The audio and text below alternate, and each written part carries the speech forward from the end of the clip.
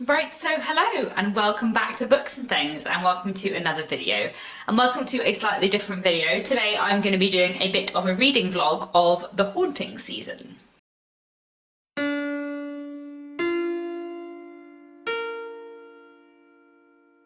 So basically I have a free evening today, so I thought I would try and read the whole of the haunting season in one sitting, and I thought I would vlog it as I do. I don't usually vlog my reading of one book, but I thought this might be an interesting one to do a whole video on. Firstly, because it is my most hyped book of the year. I pre-ordered this nearly a year ago, and I am very, very excited to read it. And secondly, because this is a short story anthology with stories from lots of different authors.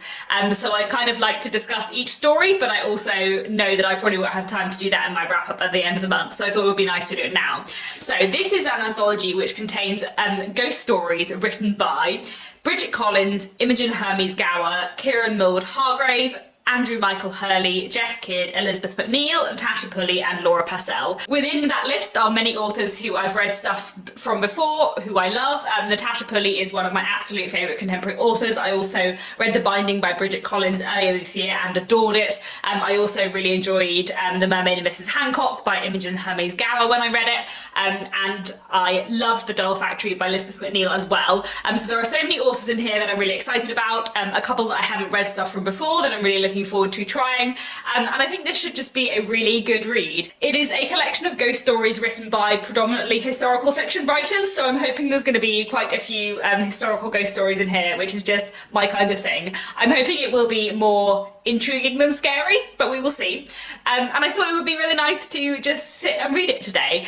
So it is only about 300 pages and the text looks quite big, so I don't think it's going to take me that long. I'm hoping I can finish it this evening within a couple of hours, but I thought it might be nice to film a little bit of my reading experience and just tell you about each story as I go. So I'm going to start reading now. It's just starting to get dark outside, so I think the lighting in this video will become less and less good as the video goes on, but maybe that will be like spooky and atmospheric. We will see. Anyway, let's get reading.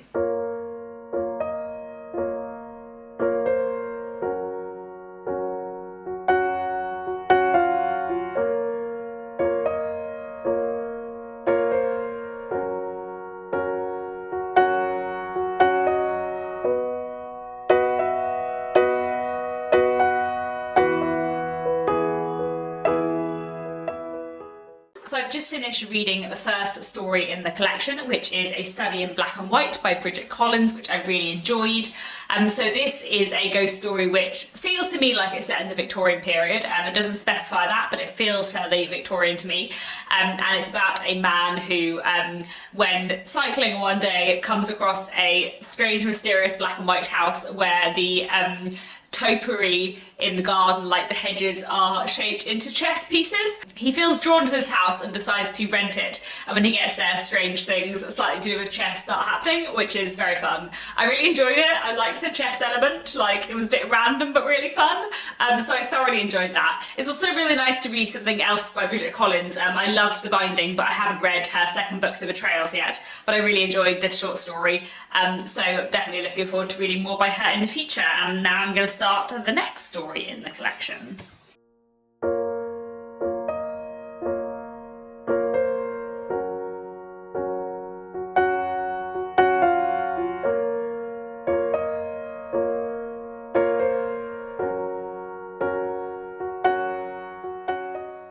So I've just finished reading the second story, which is by Imogen Hermes Gower and is called thwaites, Tenant, which I really enjoyed. So it begins with a mother and her son who are taking refuge in a house that her father owns, and we don't exactly know why, but we know that she's left her husband, and then when they're staying at this house, mysterious things start to happen and there are noises in the dark and at night and so on, and things go on from there. I really enjoyed it. It's a good fun ghost story and also explores and writes against patriarchy. I'm not entirely certain when it's set, but 18th or 19th century I would say, probably 19th century actually, but yeah, really interesting, engaging read. Yeah, very striking, with a really good ending. So on to the next story, which is by Natasha Pulley. So I'm very excited for that, and that is called The Eel Singers. I've just opened the first page of The Eel Singers, and it's about Kate Hamori, who is a character from The Watchmaker of Filigree Street and The Lost Future of Pepper Harrow, who I love, so very excited for this.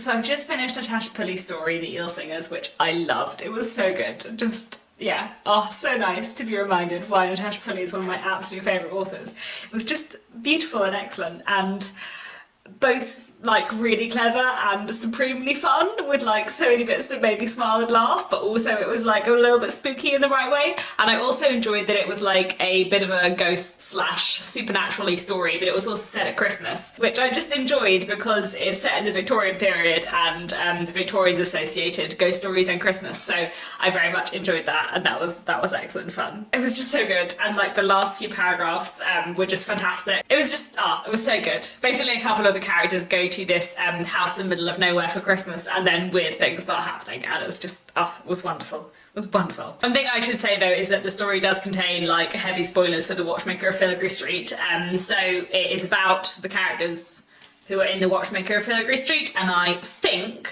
my impression is that it is taking place between The Watchmaker of Filigree Street and its sequel, The Lost Future of Pepper Harrow. I think so. I don't think there are any spoilers for Pepper Harrow in here, but it does contain like big Watchmaker of Filigree Street spoilers, so I would kind of recommend reading The Watchmaker of Filigree Street before you encounter that story. But it was so good, and I loved it, and it was fantastic, and I just, yeah, I love those characters so much. It's always nice to revisit them, and Natasha Pulley is just a wonderful writer. So next in the collection we have Lily Wilt by Jess Kidd. I haven't read anything by Jess Kidd before, but I've been meaning to for a really long time, so I'm really looking forward to this one, and I will get cracking.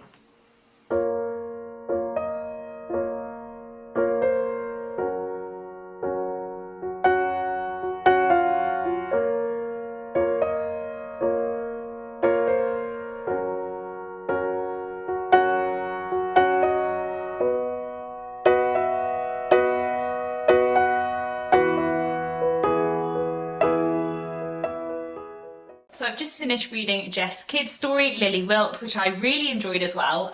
It also feels very Victorian. I feel like they're all set in the 19th century, but I don't know if that's just like me imposing the 19th century on anything historical because I love the 19th century. Anyway, I'm pretty sure this is late Victorian, might be Edwardian, but it's about a photographer who is charged with taking photographs of a very, very beautiful dead woman, and then weird things start to happen, as you would expect in a ghost story, and it was really fun. I really enjoyed it. Like the right level of kind of spooky and quirky with a nice ending. So I'm very pleased that I enjoyed that one, because Jess Kidd is an author who I've been meaning to read for sort of years and just haven't managed to yet, so maybe I need to finally read one of Jess Kidd's novels, but I really enjoyed her story, so definitely another successful read. So far so good for the haunting season. So next we have a story by Laura Purcell and The Chillingham Chair. I am going to start reading this, but I might also go and make myself dinner because it is getting a bit later now, and then I will carry on reading after dinner as well.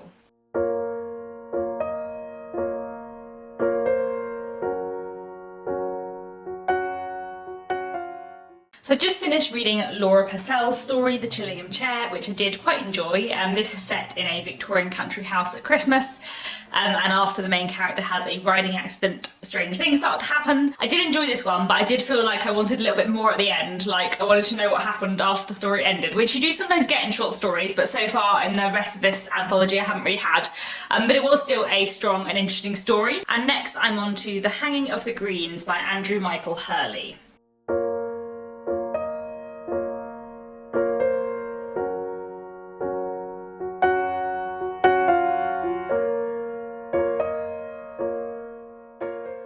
So I just finished reading The Hanging of the Greens by Andrew Michael Hurley, which was a really intriguing story. I haven't read anything by this author before, and I really, really enjoyed his writing style. And this story is a bit of a frame narrative, and it's following a man who is telling the story of something that happened to him sort of many decades ago, when he ended up through various circumstances going to visit this place called Salter Farm, and weird things happened there. I feel like pretty much me explaining all of these stories is just going to be someone went to somewhere and weird things started happening, because I don't really want to spoil them for you and tell you too much about them. This story, I would say, felt quite different to the rest in the collection, partly because it is the most modern set. It's set not necessarily in the present day, but at least in the second half of the 20th century, whereas all the rest of the stories so far, I would say, have been set like at least pre-First World War, I think. But I really enjoyed this one. I did find it a really intriguing, slightly different story. I did feel like I wanted a little bit more at the end, but I think that's partly because I am one of those readers who likes my endings of stories and novels to be a little bit less ambiguous, which I think is something you don't always get in ghost stories, which is kind of fine, but I did still really enjoy it. So on to the next story in the collection, which is Confinement by Kieran Millwood Hargrave, which I am really looking forward to, so let's see how I get on with this.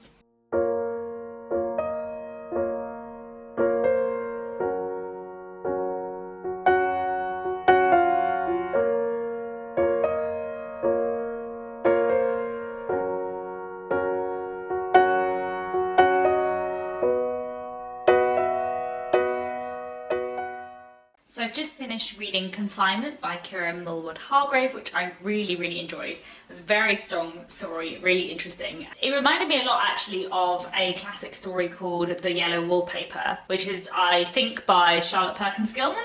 I think that's the right name. Like The Yellow Wallpaper, it is about a woman who has just given birth, experiencing strange things happening to her, and it was just really well written, and kind of an interesting take on The Yellow Wallpaper, I suppose. I really enjoyed it. It was also set in the Victorian period, which I really enjoyed. I have to say this collection has been thoroughly Victorian so far. So next up is the last story in the collection, which is called Monster by Elizabeth McNeill. And having already looked at the first page of the story, it is set in 1838. So, you know, I'm thoroughly enjoying how very Victorian this collection of ghost stories has been. And now I'm going to go on to read the last one. I really liked Elizabeth McNeill's novel The Doll Factory when I read it earlier this year, so I have high hopes for this story too.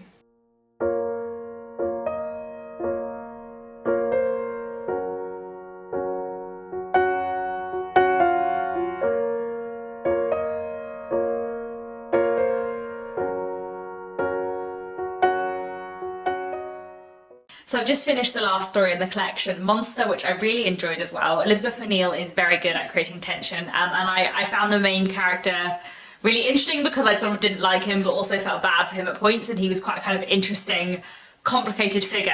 I also feel like the story explores kind of Victorian society and Victorian ideas and complexities in a really interesting, wonderful way. So I very much enjoyed that, and really nice to read something more by Elizabeth McNeill. So there we have it. That is the Haunting season. I'm going to put the dust jacket back on now I've finished reading it. But I thoroughly enjoyed this collection of stories. Very good. Very gripping, very compelling. And also I feel like for me it was definitely the right level of not being actually that scary, just being pretty fun, which is what I like in a ghost story. I would say my favourite stories were probably The Eel Singers by Natasha Pulley, just because I love Natasha Pulley, and also it was some characters of hers that I've encountered before, which was really nice. I also really enjoyed Lily Wilt by Jess Kidd. I thought that one was really strong. And then I also really enjoyed Confinement by Kieran Millwood Hargrave, although actually, to be honest, they were all just very strong stories. So this has been a very wonderful read, and it's very nice to read a anthology of short stories by lots of authors that I love. I also just really like the fact this book exists. Like, short story collections, short story anthologies are not like hugely popular and don't always do really well, and to have one like this filled with very successful best-selling authors is really cool. Like this book made the bestseller charts in the UK the week it came out, and apparently that's like, I can't remember if it's the first or just the first time in a very long time that a short story collection has been in the top 10 bestseller charts, which is really cool. I really love short stories, so it's just nice to know that a lot of people have been reading this and enjoying it. It is excellent and really good fun. So I highly recommend The Haunting Season, a really interesting short story collection full of some wonderful ghost stories. I really enjoyed reading it, and it was a very nice one to read all in one sitting as well. So that's it for now. I hope you have enjoyed this video. Do let me know if you've read The Haunting Season or if you've read any other books by the authors featured in here. And that's it for now. Thank you so much for watching, and I'll be back very soon with another bookish video.